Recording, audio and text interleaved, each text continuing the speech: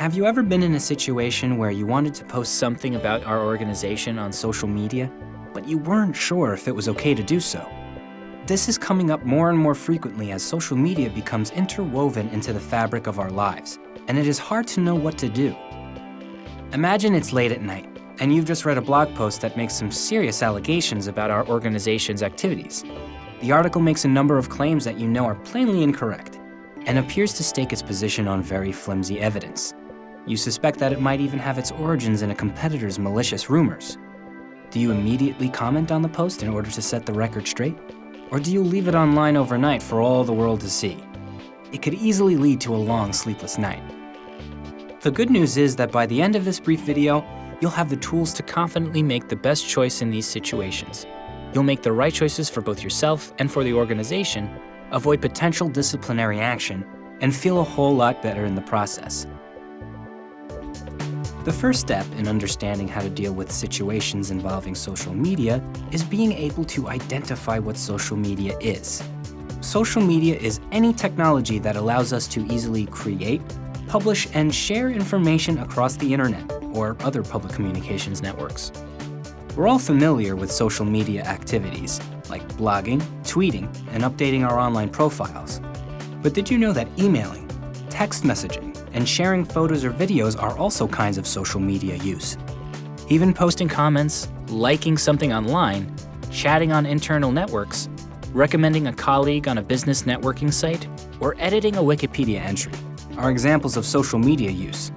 And as more and more communication platforms come online every day, it's important to know that these new modes of communication will likely be covered by our social media policy too. So now that you know how to correctly identify social media, what's next? It is critical that we recognize the ways in which social media can get us into trouble. The fact is that our online behavior can have a major immediate impact on our reputations and the reputation of the organization as well. Remember, you have rights under the law to post on social media platforms, and our organization will never prevent you from exercising those rights. However, you are still responsible for what you post, and if that content adversely affects your fellow employees, our clients, customers, vendors, or suppliers, there can be consequences. We've all heard stories about politicians who have destroyed their careers misusing social media, and job candidates who have lost employment offers by tweeting negative comments about their future employers. An organization's reputation can also be badly damaged when team members, like employees, contractors, and even third-party vendors, fail to exercise proper caution in their social media use. Some specific examples of improper use of social media include communicating confidential or privileged information about our organization, customers, partners, or suppliers, failing to clearly distinguish between authorized business communications and personal communications, endorsing our organization or its products and services on social media without properly identifying ourselves as working here, or using social media to malign or criticize the competition. Finally, we must understand our organization's social media policy. It provides us guidance for navigating tricky situations that can arise when dealing with all forms of social media. All of our communication should embody our shared values and follow all the guidelines in our code of conduct. Be sure to be honest, accurate, and respectful in what you write or post. Further, our social media strategy is carefully thought out, and the voice of the organization must communicate a clear and consistent message.